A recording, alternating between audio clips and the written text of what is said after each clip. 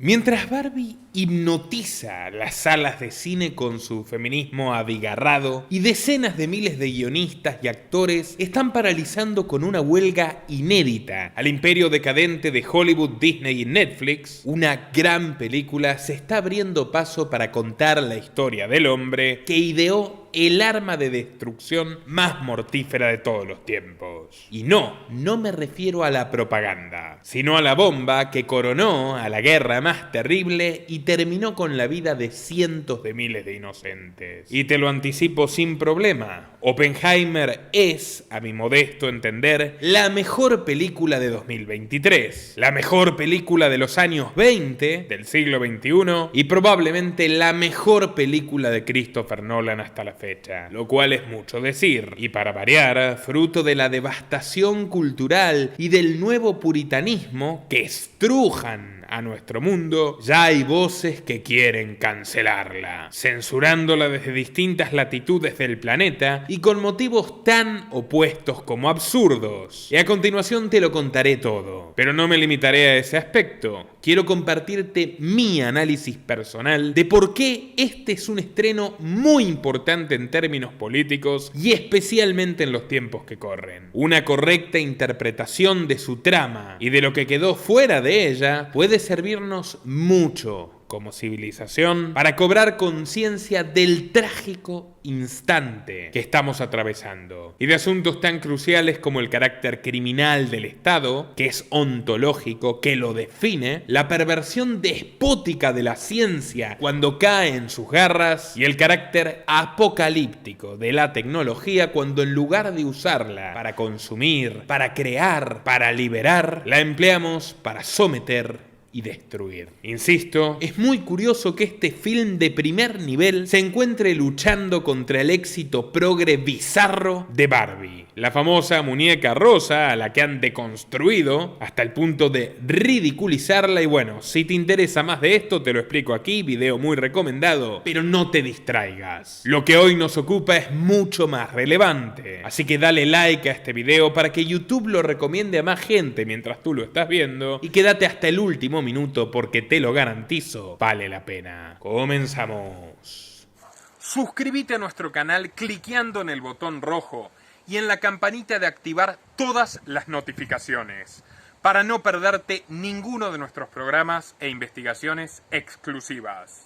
En Infobae, que es el diario digital nativo más leído en el mundo hispano, la española Beatriz Martínez dispara sin piedad contra Oppenheimer y utiliza todo su arsenal, que con todo respeto es bastante precario. Esta editora de cultura levanta contra Christopher Nolan su dedo acusador y lo condena por una supuesta misoginia. Ya desde el título, la colega lanza una pregunta capciosa. ¿Qué le pasa a Christopher Nolan con las mujeres en sus películas? ¿Es que no sabe construir buenos personajes femeninos? Y la embestida continúa en el copete. El director vuelve a confirmar en Oppenheimer que a él lo que le gustan son las películas con hombres y que las presencias femeninas no son lo suyo. Aquí ya puede observarse que el tono de este artículo es objetivamente inquisidor. No inquisitivo, como debería ser. Inquisidor. ¿Y por qué les hago esta acotación? Bueno, permítanme una anécdota. Hace exactamente 10 años, cuando yo tenía 18, me convertí en el columnista más joven de Infobae. En cierta oportunidad visité la redacción y me crucé con un veterano periodista que sigue escribiendo las mejores piezas del diario hasta el día de hoy, Gustavo Sierra. Conversando con él, que fue corresponsal en varias guerras y escribió sobre una enorme variedad de temas,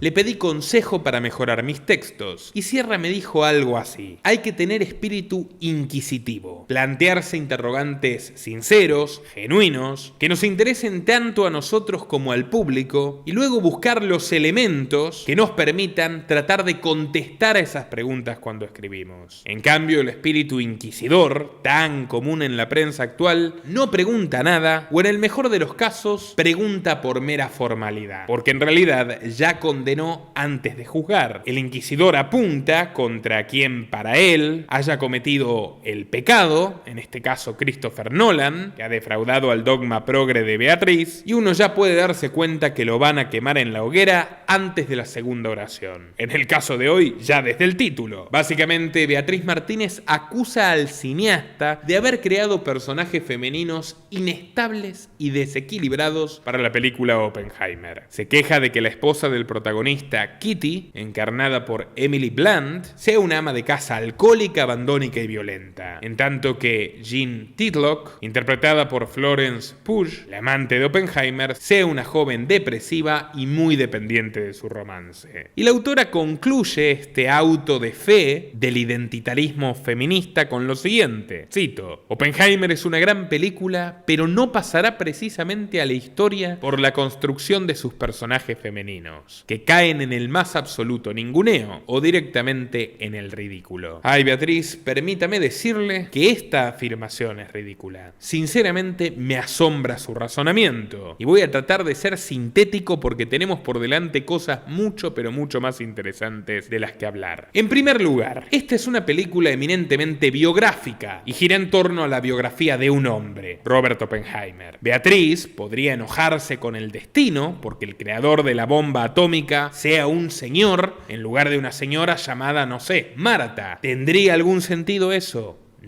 No lo tendría. Pero todavía tiene menos lógica echarle la culpa a Nolan de que haga un retrato histórico fidedigno sobre un evento científico, político y militar que estuvo protagonizado por varones. De hecho, y no quiero hacer demasiado spoiler en mi crítica, Oppenheimer fue en rigor un asesino. Y la trama es, para cualquiera con ciertos escrúpulos morales, la reconstrucción de un crimen de lesa humanidad. ¿Cómo puede ser entonces que sea machista una película por no darle más protagonismo a dos mujeres en un crimen aberrante que no cometieron? Si Nolan les diera más líneas o más alcance a sus respectivos papeles, estaría bordeando la falsificación, la mentira, y para colmo estaría involucrando injustamente a dos mujeres fallecidas en un acto horroroso. En ese caso, ¿no saldría entonces nuestra amiga Beatriz a quejarse porque Christopher Nolan criminalizó a las dos señoritas? Intuyo que sí. Segundo punto. Yo estoy preparando mi propio documental sobre Oppenheimer y la bomba atómica, centrado en todo lo que no cuenta la película. Como de costumbre, con mi equipo estamos leyendo varios libros, artículos académicos, crónicas de la época, etcétera, etcétera, etcétera. Cualquier material biográfico sobre este sujeto coincide en que su amante, Jean Titlock, era efectivamente una persona frágil y emocionalmente volcánica, tanto que se quitó la vida. Y lo hizo después de una reunión con Oppenheimer donde le reclamó haber incumplido su promesa de estar con ella. Lo que la película retrata y efectivamente sucedió, tanto que consta en declaraciones oficiales de Oppenheimer ante el Congreso. Del mismo modo, Kitty, la esposa, era alcohólica. Tenía arrebatos agresivos y al igual que Oppenheimer, lo que la película deja muy clarito, los dos, era muy egoísta y llegó a abandonar por un tiempo a su primogénito porque no quería hacerse cargo de él. Por tanto, Christopher Nolan no hizo otra cosa que ceñirse al consenso histórico sobre cómo era el entorno íntimo de Oppenheimer. De hecho, para mí, puede observarse incluso un discreto guiño compasivo de Nolan hacia Kitty, casi que disculpándola por todo lo que hizo, ya que su vida fue muy dura, era viuda, Oppenheimer no pasaba tiempo con ella, etcétera, etcétera, etcétera. Una vez más, el feminismo se pelea con la realidad. No es que Nolan exprese que las mujeres, como un colectivo indisociable, tienden al alcoholismo, a la violencia, a la dependencia o a abandonar a sus hijos, sino que se centra en dos mujeres que eran así. Y si la pregunta de Beatriz es ¿por qué habla de estas dos y no de otras?, debo volver a reiterar que la película se llama Oppenheimer y trata sobre Robert Oppenheimer, no sobre la comunidad intelectual o académica o la vida social o familiar en los Estados Unidos de los años 40. Oppenheimer es tan central que, como verán a continuación, no se muestra la consecuencia de sus actos en Hiroshima y Nagasaki, sino a través de sus propios sentimientos, de su propia culpa. Es un enfoque cinematográfico y de hecho Nolan lo defiende así. Pero bueno, quiero agregar algo más. Nolan demuestra, fiel a los hechos, que en el monstruoso proyecto Manhattan que Oppenheimer dirigía, también había físicas mujeres, que discutían de tú a tú con sus colegas varones y que algunas se opusieron a lanzarle la bomba a Japón y otras no, al igual que había hombres que querían y hombres que no querían. Por eso es importante recordar que la moral de las personas no depende de lo que llevemos entre las piernas. Algo que teníamos absolutamente claro hace 10 años, pero parece que nos olvidamos. Y en ese sentido, como dice Miklos Lukács, el progresismo es en realidad regresismo. Pero Beatriz no se conforma con hacer reñir un feminismo colérico con la frialdad del pasado. Que le guste o no, es inmutable. Ella sigue. Redobla la apuesta diciendo que los dos personajes femeninos son excesivamente sexualizados y reducidos a eso. Cito literal: Florence Pugh aparece desnuda en la mayor parte de sus escenas, alcanzando momentos bochornosos como cuando la esposa Kitty se la imagina durante el interrogatorio de su marido montada a horcajadas encima de él. Lo que parece que Beatriz se olvida, por ejemplo, es el papel que cumple el personaje de Florence, Jean Titlock, convenciendo a Oppenheimer de donarle dinero a los republicanos españoles a través del Partido Comunista, lo que luego le traerá grandes problemas. Titlock ejerció poderes persuasivos sobre él antes de que se terminen acostando, así que no fue tratada por Nolan como un vulgar trozo de carne, ni mucho menos. Peor todavía, mi colega de Infobae no reparó o no quiso reparar en que una de las escenas más combativas del pseudojuicio que enfrentó Oppenheimer es protagonizada por Kitty, su mujer, que lo defiende ante el agresivo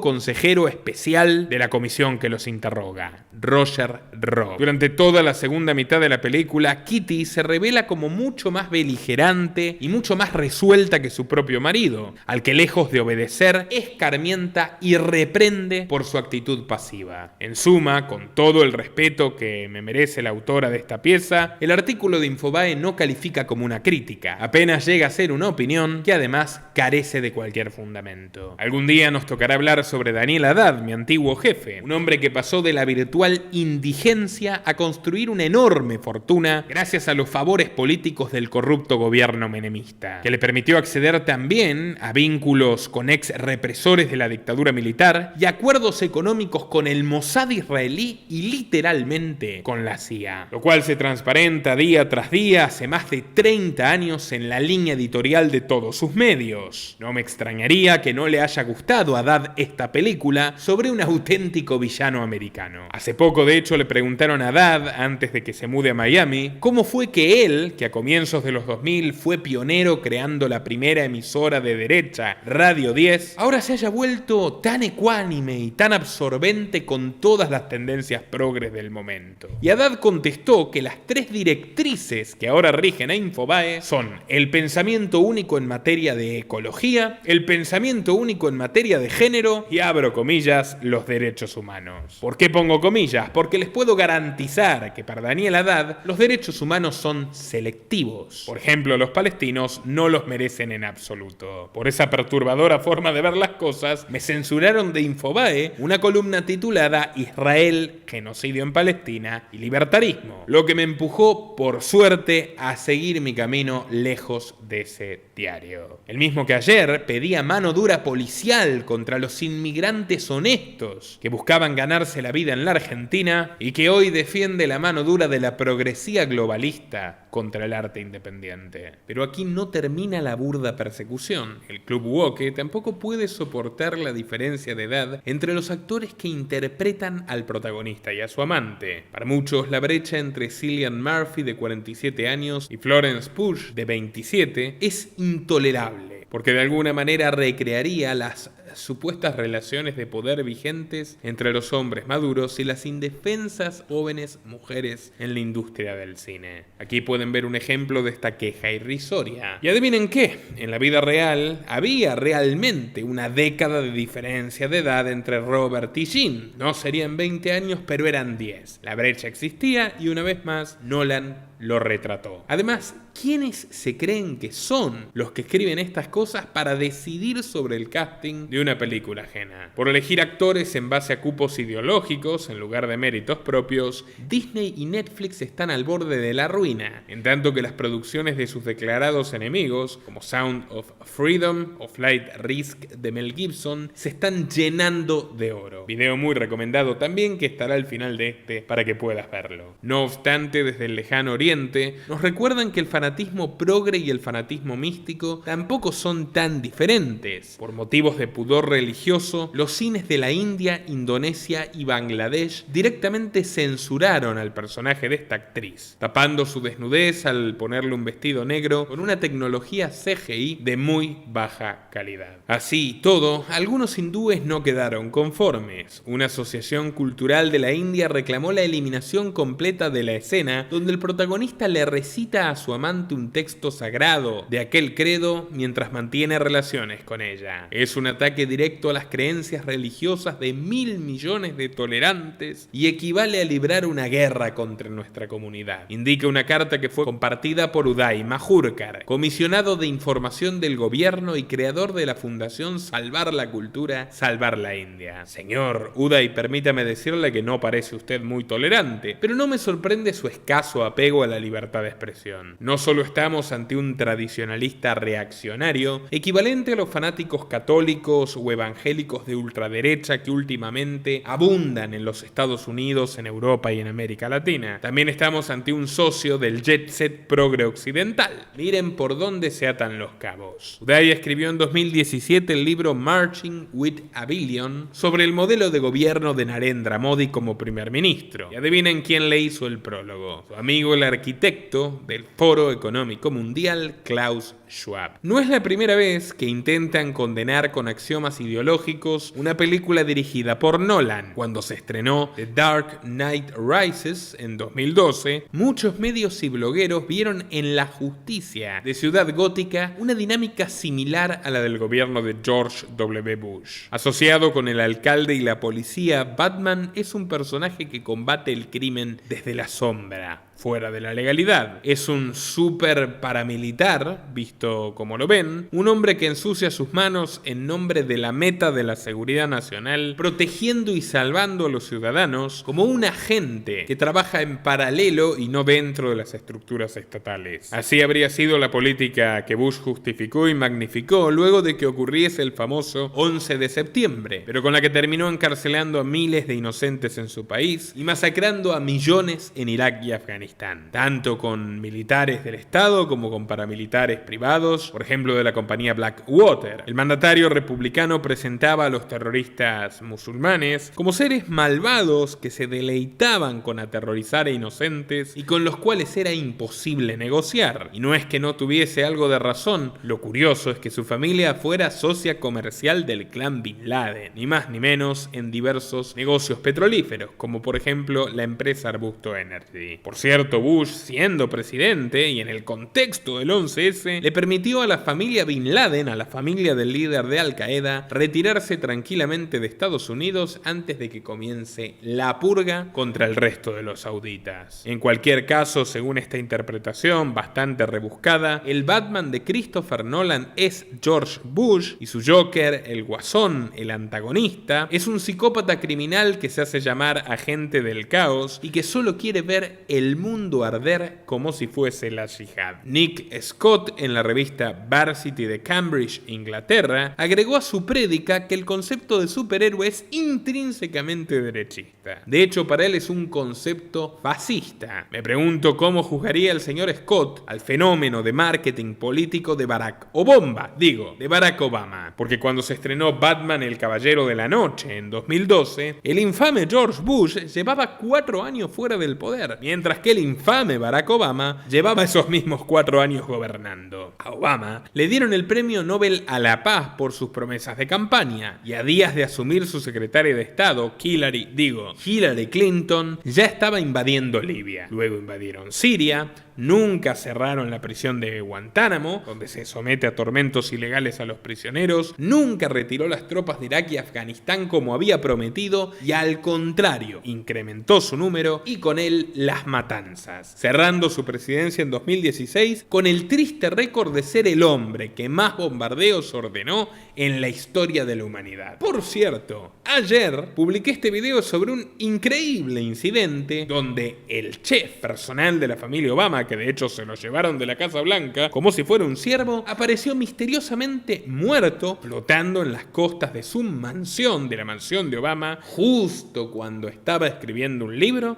sobre intimidades de la familia. Muy recomendado también, háganse su tiempo para verlo. Pero bueno, sin embargo, Obama fue y es venerado por la prensa progre, por la absoluta mayoría de la farándula de Hollywood, por cantantes, por feministas, etcétera, etcétera, etcétera. Entonces, ¿no es él, Barack Obama, un superhéroe progre al margen de la ley? Porque Bush lanzó la Patriot Act en nombre de la lucha contra el terrorismo. Comenzó a pinchar teléfonos, etc. En tanto que Obama directamente implementó el programa de espionaje mundial más importante de todos los tiempos, el Proyecto Prisma, de manera secreta, anticonstitucional y que de hecho persiste hasta hoy, con la colaboración activa y obligatoria de compañías como Apple, Google, Microsoft, Facebook y Twitter, que le entregan la totalidad de nuestros datos al gobierno yanqui para que los controle y los guarde a perpetuidad, estemos dentro o fuera de Estados Unidos. Nadie se salva. Lo contó Snowden al fin y al cabo, y así le fue, tuvo que huir por su vida. ¿Por qué no acusaron a Christopher Nolan entonces de estar endiosando al presidente de aquel momento, Barack Obama? Porque en definitiva no se diferencia mucho del anterior, que ya llevaba 4 años jubilado. Cualquiera de las dos suposiciones es absurdamente endeble. Carecen por completo de evidencia, Nolan nunca se pronunció en este sentido, y además el cineasta no ha dado muestras de pertenencias partidarias a lo largo de su carrera, a diferencia de tantos otros que le envidian su talento. Y el talento, señores, es un bien mucho, mucho más escaso que la mundana obediencia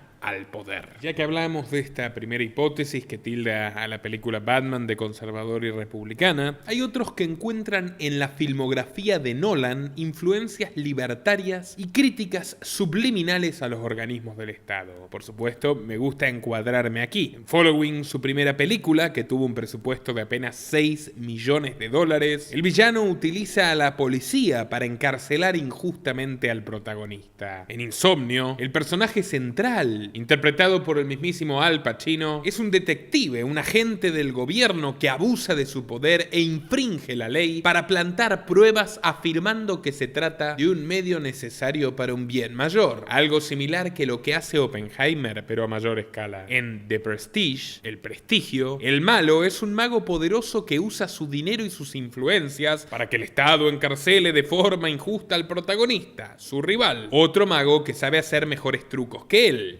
Literalmente una analogía de los empresarios inescrupulosos que utilizan la fuerza y la violencia del gobierno para barrer a la competencia. Miren por dónde yo creo que Nolan es bastante más liberal que reaccionario conservador, y eso por supuesto irrita todavía más a los progres. En Interstellar, el profesor Brand revela que los motivos políticos exigieron que la NASA bombardeara a la población para eliminar la plaga que está acabando con el mundo. Nuevamente el Estado utiliza el pretexto del bien mayor para cometer atrocidades. Esto está presente en prácticamente todas sus películas. El Estado es el mal, no el bien. Los medios criminales no están realmente justificados por los fines declamados. En otra escena de Interstellar, el protagonista Joseph Cooper visita la escuela de sus hijos y un empleado burócrata del gobierno le dice que el niño se convertirá en agricultor porque necesitamos agricultores. Una postal de economía planificada, de comunismo. Pero el caso es que rodeada por la misma niebla de acusaciones moralistas, opiniones políticas sin fundamentos, prejuicios totalmente alocados, se está desarrollando el fenómeno Oppenheimer. Cada vez más personas que abren los ojos por la maestría de la película, y no es para menos. Este film trata sobre uno de los científicos más polémicos que pisaron la Tierra, un irrefrenable mujeriego, un astuto manipulador, un filo comunista cómplice del imperialismo americano que encarnó todas las contradicciones del relato oficial de la Guerra Fría y que acabó llamándose a sí mismo el destructor de mundos. Y no le faltaban razones. A continuación, no solo les daré un resumen de la obra, que incluye spoilers, están avisados, sino que además ahondaré en el contexto político-histórico de la trama y les dejaré mi crítica personal. Esta biografía cinematográfica realmente atrapante se muestra a través del lente laberíntico de Christopher Nolan, donde las líneas temporales se entrecruzan y se confunden en un guión caleidoscópico. Nosotros le daremos el rigor del orden cronológico a este análisis, comenzando la historia en 1926, cuando un brillante científico estadounidense de 22 años de edad llamado Julius Robert Oppenheimer decide ir a estudiar a Europa, cautivado por una teoría muy cuestionada, por el momento una nueva rama de la ciencia que es la física cuántica. El joven no tardaría en comenzar a sufrir nostalgia, cierta discriminación, pesadillas, insomnio y decepciones por encontrarse realizando aburridos experimentos químicos en los laboratorios de la Universidad de Cambridge bajo las clases del hostil profesor Patrick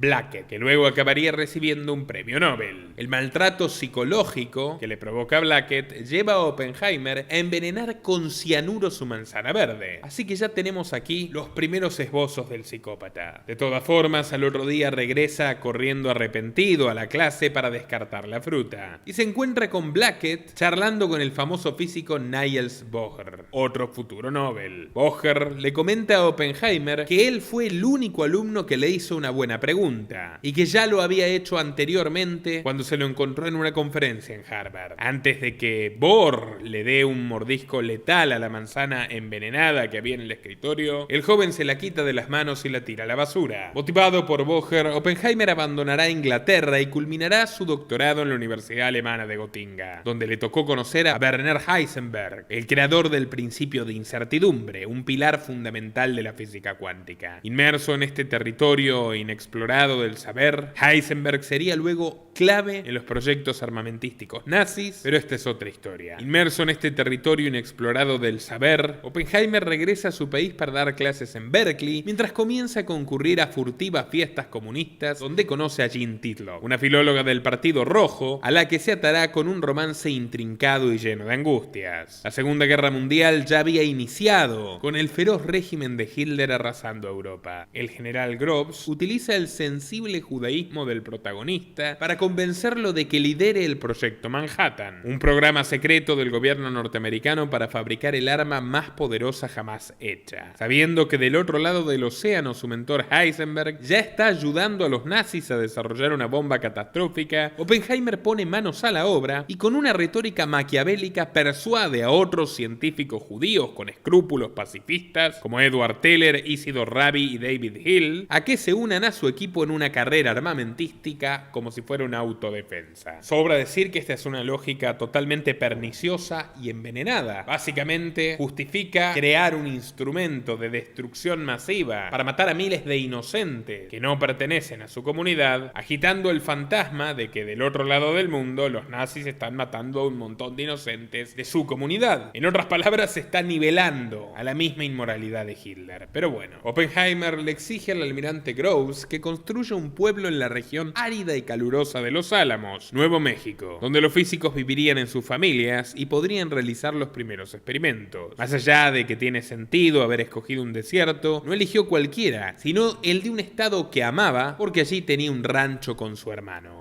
En otras palabras, es una señal más de cómo Oppenheimer se sentía sumamente extasiado en este papel de político con inmenso poder, que es la faceta casi característica de cualquier científico que asume este tipo de tarea. Y si no, pregúntenle al Dr. Fauci. Oppenheimer lleva consigo a su pequeño hijo y a su esposa Catherine Puente, una bióloga alcohólica que también había sido parte del Partido Comunista, al igual que su hermano menor y que su amante psiquiatra. Mientras el gobierno y el ejército comienza a sospechar que hay espías soviéticos en el proyecto, este grupo de científicos encuentra una forma de crear una bomba poderosísima que al provocar una reacción nuclear que fisiona átomos generaría una explosión equivalente a 20.000 toneladas de dinamita. Pero al mismo tiempo descubren que existe una posibilidad abismal de que esta reacción en cadena, esta inmensa energía liberada por la bomba, se esparza por toda la atmósfera y destruya al mundo entero. Oppenheimer decide entonces hacer una consulta crucial. Lewis Strauss, presidente de la Comisión de Energía Atómica, lo lleva hasta un jardín para encontrarse con Albert Einstein, que ya es un anciano, donde mantendrán una conversación privada cuyo tema ignoramos. A su regreso, el general Groves reprende a los gritos al equipo de científicos por haberse ido de Los Álamos y uno de ellos decide renunciar. ¿Y qué pasará si revela lo que estamos haciendo aquí?, pregunta Oppenheimer. Lo matamos, responde entonces el general Groves, y luego desliza que lo dijo en broma. Entonces, muy serio, Oppenheimer responde que ahora entiende por qué lo eligieron a él para liderar el proyecto, no a pesar de que sea un posible comunista, sino porque es un posible comunista, quien por tanto podría ser fácilmente manipulado en un clima de persecución legal, judicial y política a los marxistas en Estados Unidos. A pesar del riesgo apocalíptico, el protagonista decide proseguir con Manhattan, pero faltando poco para terminar la bomba, se enteran de que el Tercer Reich se rindió, y entonces algunos científicos empiezan a cuestionar el desarrollo de un arma de estas características para una guerra que ya se está terminando. Groves y un Oppenheimer con algunos dilemas éticos que no están tan claros participan en una reunión secreta con altos miembros del gobierno. El secretario de guerra Henry Stimson explica que lanzarán las bombas de todos modos y que ya marcaron 12 ciudades japonesas como candidatas. Con una arbitrariedad despiadada que para mí es una de las joyas de esta película, Stimson descarta la ciudad de Kioto básicamente porque le guarda un buen recuerdo, ya que él y su esposa pasaron su luna de miel allí. Ante los fuertes rumores de que hay un espía soviético en Los Álamos y que se trataría incluso del mismísimo protagonista, Oppenheimer decide entregarle a un comandante asesino el nombre de su amigo Teller, acusando infundadamente a su colega de ser la persona a quien buscaban. Sofocado por la intriga y el temor, Oppenheimer se escapa unos días para visitar a su amante Jean en un hotel de San Francisco. Desnudos y en la profundidad de la noche, él le dice que no podrá volver a verla y ella le recuerda que él rompió su promesa de que siempre iba a ayudarla. Los científicos tienen dudas sobre algunos resultados, pero a la Casa Blanca no le importa y apura la realización de Trinity, la primera prueba nuclear de la historia. Una tormenta potente retrasa la detonación en un clima tenso donde el general Groves se entera de casualidad de que esta arma masiva podría destruir al planeta entero. Ante la mirada nerviosa de todo el equipo, el 16 de julio de 1945, a las 5:30 de la mañana, estalla con éxito en el desierto de Nuevo México, en la región de la Jornada del Muerto. El proyecto Manhattan culminó triunfante y los científicos ven cómo el gobierno se lleva en camiones las bombas destructivas que ellos mismos crearon. Esta escena dice mucho porque Oppenheimer hace preguntas que ya no le responden y se ve relativamente impotente, o mejor dicho, despojado de su poder destructor, al tiempo que otros asumen el destino de la criatura, es decir, de la bomba. La mañana del 6 de agosto, el físico escucha atento por la radio cómo un avión estadounidense arroja desde los cielos su propia creación. Este artefacto criminal que cae sobre Hiroshima y acaba con la vida de decenas de miles de inocentes. Con una perversidad patriótica, los yanquis celebran en las calles, en los bares, en sus casas y aclaman a Oppenheimer como un héroe nacional, que ante un público enardecido les devuelve un discurso chauvinista y pendenciero donde declara que a los japoneses seguramente no les gustó la bomba y que fue una lástima que no pudieron usarla contra los alemanes. Pero bajo el ensordecedor sonido de los aplausos podemos ver en sus ojos una culpa asfixiante que no puede disimular cuando visita la Casa Blanca para dialogar con el nuevo presidente Harry Truman. Esta es otra escena formidable que retrata la naturaleza viciosa del poder. Truman le comenta con orgullo y ciertos celos a Oppenheimer que él se ha convertido en el padre de la bomba atómica, con la revista Time y su rostro impreso sobre la mesa. Ahora Oppenheimer es el hombre más famoso del mundo. El científico consternado quiere desoír este elogio terrible porque se ha quitado la venda de los ojos para ver el desastre que ha causado y le propone a Truman que formen un comité internacional de energía para regular el uso de las armas nucleares. Truman se enoja, se ofende y le insiste al físico que continúe al frente del proyecto en Los Álamos. Entonces Oppenheimer, casi temblando, le contesta: señor presidente, siento que tengo sangre en mis manos. Frío y hostil, Truman le da su pañuelo y le contesta de manera brutal que quien realmente arrojó la bomba es él, que por supuesto no está para nada arrepentido. Incluso le dice: ¿tú crees que en Hiroshima o Nagasaki te están maldiciendo a ti? No, me están maldiciendo a mí. El sadismo de un político de raza. El mandatario finalmente lo despide diciendo que no quiere volver a verlo y tratándolo de llorón. Los tormentos de la culpa se mezclan con su tristeza por haberse enterado hace poco que su amante Jean se quitó la vida, sumergiéndose en una bañera donde ahogaba las penas de su depresión irreversible. En medio de la Guerra Fría y conociendo las posturas cada vez menos belicistas del científico, un comité del gobierno decide juzgarlo para determinar si le revocan su autorización de seguridad, otorgada a ciertas personas que pueden acceder a secretos de Estado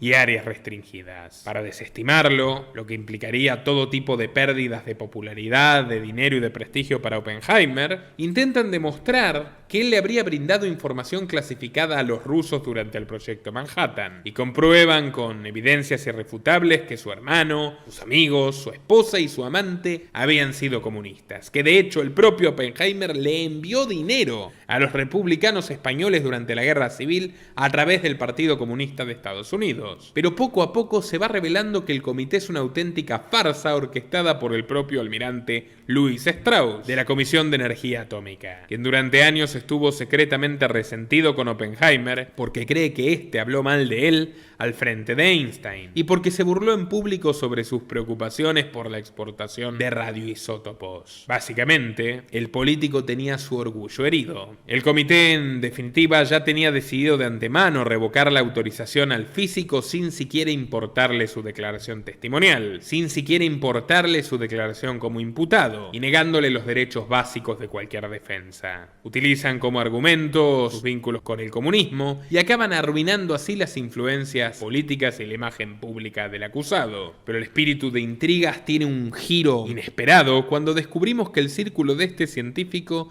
ya conocía el complot de Strauss y recolectan pruebas para acusarlo frente al Senado. Oppenheimer recibe una reivindicación nacional años más tarde. El presidente Lyndon B. Johnson le otorga un premio y el científico es felicitado por sus antiguos colegas del proyecto. Finalmente vemos que en aquel viejo encuentro con Einstein en el jardín no hablaron nada sobre Strauss, sino sobre la chance de que la bomba atómica acabe con la humanidad. Una posibilidad que sigue latente hasta el día de hoy. Y así termina la pieza. Es importante mencionar que el guión hecho por Nolan se inspiró principalmente en el libro biográfico American Prometheus, escrito por Kai Bird y Martin Sherwin. Dentro de unos días, nosotros realizaremos nuestro propio trabajo documental sobre este personaje histórico, contándoles todo lo que no mostró la película. Así que estén atentos. Nunca está de más dar clic en el botón de suscribirse y en la campanita de recibir todas las notificaciones para no perdérselo. Pero bueno, prosigo con la reseña. A nivel cinematográfico, casi no tengo ninguna objeción para Oppenheimer. Es una película dinámica, realmente vale la pena cada uno de los minutos en esas 3 horas. Maneja muy bien la tensión y las interpretaciones fueron extraordinariamente verosímiles. De la primera a la última. Por algo cuenta con un elenco de lujo. Pocas veces se puede ver juntos actores como Cillian Murphy, Emily Blunt, Rami Malek, que hizo de Freddie Mercury en Bohemian Rhapsody, Jack Quaid, Matt Damon, Gary Oldman y Robert Downey Jr. Los intrincados saltos temporales, un clásico en la obra de Nolan, fueron perfeccionados en esta ocasión. Quizás se le pueda reprochar a este director su temor a que el público no pueda seguir con esta yuxtaposición laberíntica de escenas y termine usando a un personaje o a varios para reforzar o sobreexplicar lo que está ocurriendo. En este caso, Strauss fue elegido para ese rol, pero no quiero ser demasiado exquisito. Creo que hasta el momento es la mejor película del 2023, la mejor de los últimos años e infinitamente mejor que la insoportable levedad de Barbie. También es un trabajo realmente más destacado que Sound of Freedom, que si bien tiene una temática heroica y enfrentado ataques mucho más furiosos que Oppenheimer, no se compara ni remotamente con la calidad profesional de Christopher Nolan. Sin embargo, yo no hago estos videos para realizar una crítica estética del cine, sino un análisis político. Hay gente mucho mucho, pero mucho más capacitada para lo demás. Yo quiero destacar aquello que nos incumbe, que no solo abarca un periodo crucial y cruel de la historia humana, sino también el mundo en el que vivimos hoy. Quizás especialmente el mundo en el que vivimos hoy. Por empezar, me sorprendió que no mostraron ni hicieran referencia alguna a las víctimas estadounidenses que vivían cerca de Los Álamos y que sufrieron terribles enfermedades posteriores a la radiación de la bomba. Es realmente insólito que no le haya llegado a Oppenheimer la noticia de que existían estos habitantes, de que no los hayan considerado en los cálculos o en el radio de la construcción de Los Álamos o de la prueba Trinity. Pero bueno, tampoco se mostró la escena de inmenso dolor que sufrieron los japoneses. Pero como decía anteriormente, admito que esto puede haber sido imposible debido a la forma del guión, que fue fundamentalmente orientado a una narración en primera persona. Nolan quería que la historia se proyectase desde la perspectiva del protagonista. Sí se puede remarcar que la segunda mitad de la película, a mi juicio, humaniza demasiado a Oppenheimer. No sería una buena obra si fuera meramente condenatoria, y menos aún si fuese una simple reivindicación. Pero mientras la primera mitad mantiene una narrativa exquisita y carente de sesgos, en la segunda se inclina hacia un exceso de comprensión del protagonista, lo cual me parece moralmente errado y artísticamente inoportuno. Oppenheimer fue víctima de un proceso irregular en el clima del macartismo y la casa de brujas. Sí, pero lo que le pasó es muchísimo menos de lo que se merecía realmente. La pena capital o la prisión perpetua le quedan chicas a un criminal de esta naturaleza. Oppenheimer no era un hombre que pudiera ponerse en la cómoda posición de decir: si yo no trabajaba para crear la bomba atómica y asesinar a 220.000 japoneses, otro lo habría hecho. Fue la persona precisa en el momento indicado, y por lo que hoy se sabe a nivel historiográfico, Heisenberg y otros colegas suyos en otras latitudes del mundo ya estaban boicoteando abiertamente sus proyectos, temerosos de que el mundo desapareciera. Él no. Y aún si hubiera otra persona para reemplazarlo, al fin y al cabo su decisión moral es terrible. Él eligió asesinar a cientos de miles de personas en una guerra casi terminada y cuya explosión se terminaría produciendo después de la rendición de Japón. Porque si bien se produjo formalmente el 15 de agosto, ya estaba decidida desde entrado el mes de julio, y así se lo habían comunicado a las autoridades norteamericanas. La bomba fue un capricho, una demostración de fuerza brutal de un nuevo imperio que quería alzarse con la hegemonía absoluta en Occidente y en buena parte del resto del planeta. El libro biográfico titula a este científico como un Prometeo americano, refiriéndose al Prometeo de la mitología griega que todos conocemos. Aquel titán eterno que le robó el fuego a los dioses para regalárselo a los hombres. Por ese regalo tan pero tan útil para la humanidad, Zeus lo terminó castigando al encadenarlo en la cima de una de las montañas del Cáucaso, donde un águila le comía el hígado todos los días. No obstante, Oppenheimer tuvo otro destino. Estuvo muy lejos de ser condenado. El gobierno lo terminó condecorando, como vemos al final de la película, y por más culpa mortificante que lo asediase en sus últimos años de vida, insisto, todo castigo es poco para la atrocidad que perpetró, fruto de la soberbia cientificista, que es una deformación monstruosa del espíritu de la ciencia, que es dudar y plantear sanas críticas a todo. Tampoco se puede descartar que realmente Oppenheimer haya sido inocente de transferirle tecnología militar a los soviéticos. Tenía vínculos de sobra con el Partido Comunista, como ya dije, su esposa, su hermano, su amante, todos sus amigos, y estaba inmerso en una tendencia histórica muy concreta donde era moneda corriente en los años 20, 30 y 40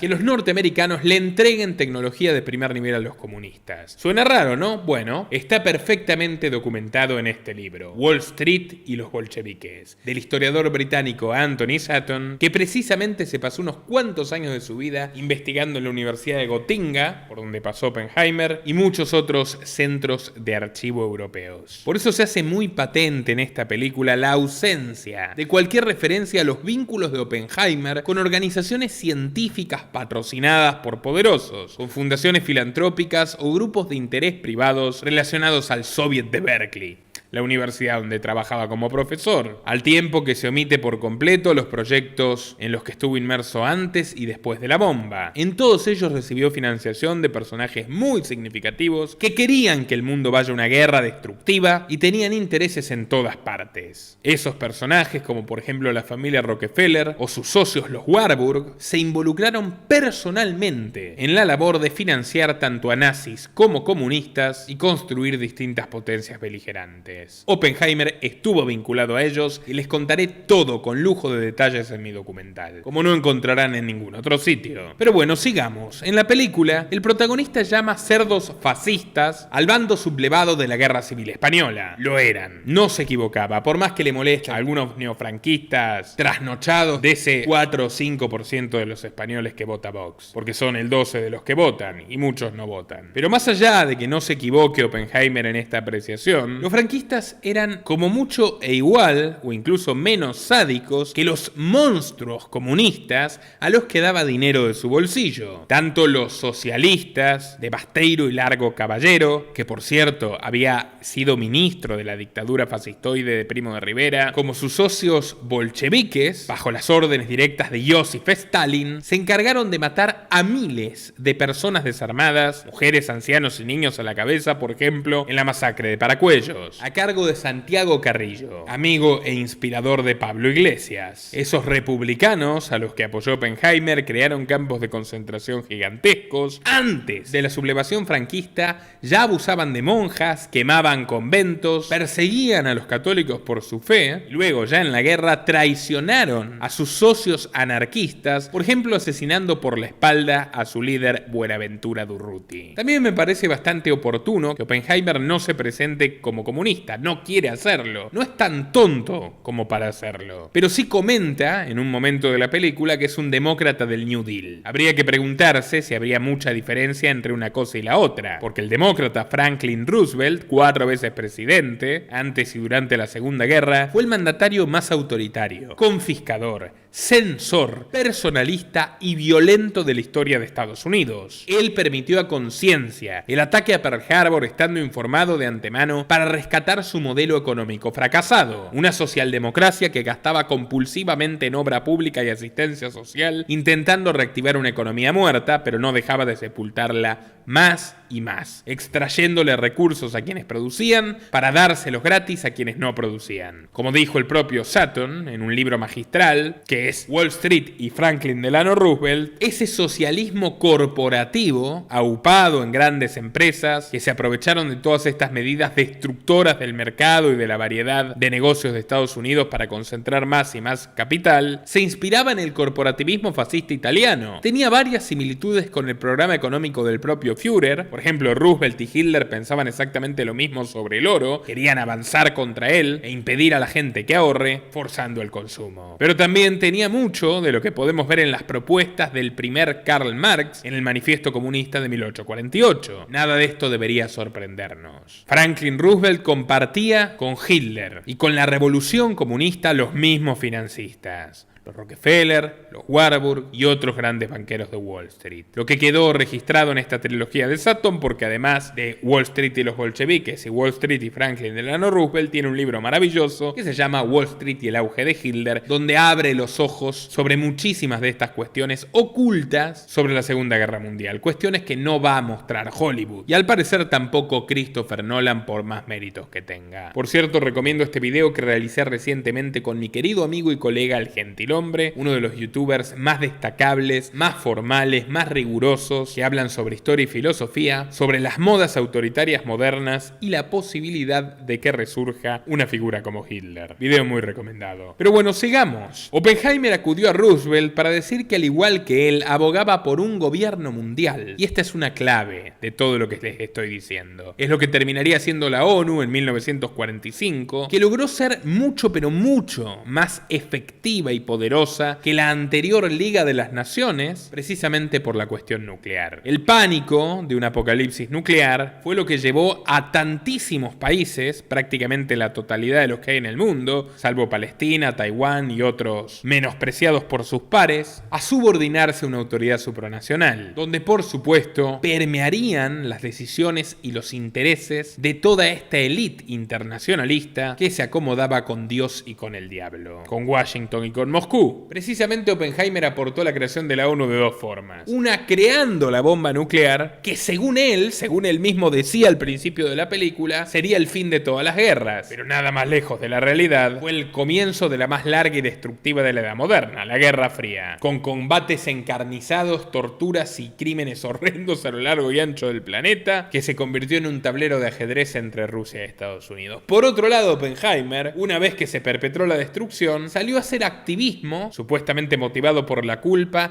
para regular esas armas atómicas que no cumplieron con la función pacifista que él le vendía a sus subordinados. Y en estas dos facetas contribuyó mucho a la ONU. Tal vez haya sido esto lo que le generó simpatía, por ejemplo, en el no tan santo John Fitzgerald Kennedy, que fue uno de los senadores, si no recuerdo mal, senador junior de Massachusetts, que evitaron que se le quiten sus permisos de seguridad y se lo convierta en un paria tras las decisiones de la comisión que lo juzgó. Todo esto lo profundizaremos en mi documental. Pero si vamos al corazón del asunto, el corazón del asunto es el cientificismo. Y no debería sorprendernos que Robert Oppenheimer, uno de los peores genocidas de la historia, haya sido un tecnócrata socialista, alguien que buscaba justificar de manera falaz sus acciones terribles en una tesis utilitaria y colectivista que es el mal menor. ¿Mal menor para quién? Él decía, bueno, vamos a matar a muchísimos japoneses, pero esto evitará que en el futuro mueran muchísimas más personas en el resto del mundo y terminaremos con esta guerra mundial de una vez por todas. Entonces, matar a muchísimos japoneses era para Oppenheimer el mal menor, y esas vidas eran un justo precio para salvar a muchas otras. Bueno, ya hemos visto que la realidad lo refutó por completo. Ni se terminó la guerra mundial por la bomba, ya se estaba terminando de todas maneras, ni se evitaron guerras posteriores, al contrario se multiplicaron, y esas 220.000 personas a las que les quitó la posibilidad de seguir respirando, murieron por nada. Cualquier liberal medianamente consecuente jamás habría tolerado matar a un solo inocente con el pretexto de salvar a otros de nuevas guerras. Un buen cristiano probablemente tampoco. De hecho, ningún humanista que se precie como tal, incluso de izquierda, hubiera seguido ese camino. Pero la combinación de filocomunismo y cientificismo, las dos concepciones claves en el cerebro de Oppenheimer, hicieron que este camino sea el único posible. Disfrazaron su inmensa ambición y su falta de escrúpulos y de sangre caliente como una lógica implacable, hasta que, insisto, la realidad se encargó de refutarla con sangre ajena. El uso de la ciencia como motor de atrocidades morales es parte elemental de nuestra época. Más peligroso que la inteligencia artificial, que es lo que están diciendo muchos, hay que ver Oppenheimer porque la inteligencia artificial podrían ser las nuevas armas nucleares. Mucho más peligroso hasta el momento que ello han sido, por ejemplo, los personajes como Anthony Fauci, Pedro Kahn y todos sus homólogos del mundo, quienes en el nombre de la salud pública nos encerraron en forma masiva, nos encarcelaron en lo que ha sido el mayor experimento social de todos los tiempos. Y eso pasó hace tan solo 2 años. ¿Acaso nos olvidamos de ello? Más que Prometeos, estos hombres son verdaderos destructores de mundos.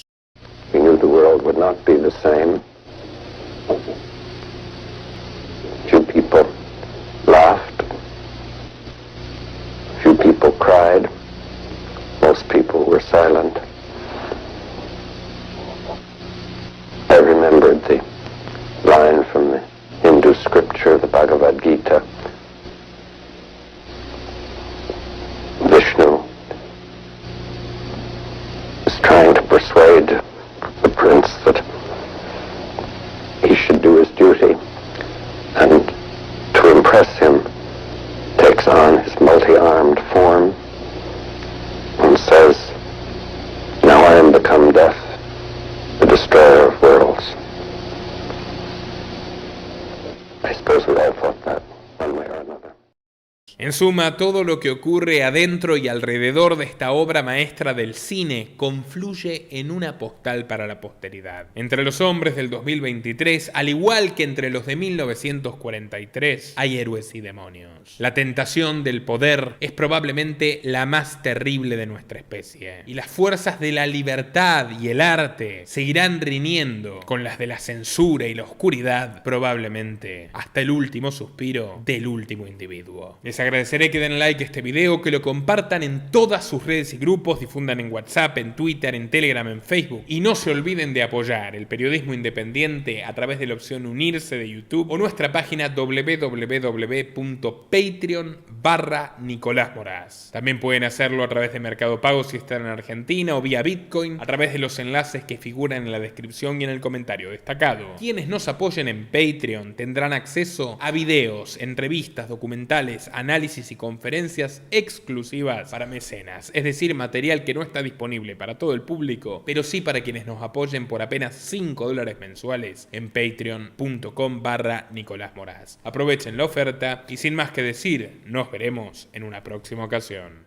Nuestro trabajo depende de tu apoyo. Para que siga siendo posible, realiza tu donativo desde tan solo $2 por mes a través de Patreon, en los links que están en la descripción o en el comentario destacado. También podés hacerlo a través de la opción Unirte de YouTube, y si estás en Argentina, con el medio de tu preferencia a través de Mercado Pago.